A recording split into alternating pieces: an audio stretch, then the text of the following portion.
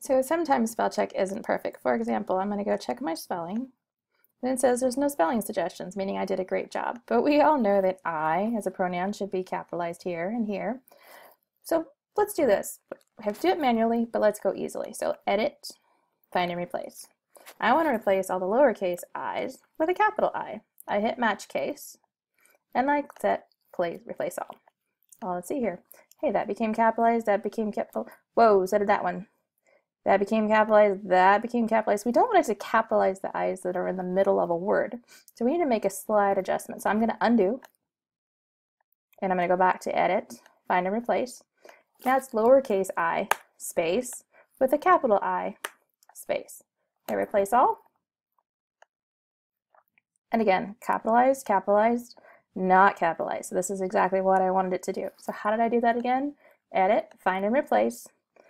Lowercase I space with a capital I space. Make sure you set it to match the case. Good luck.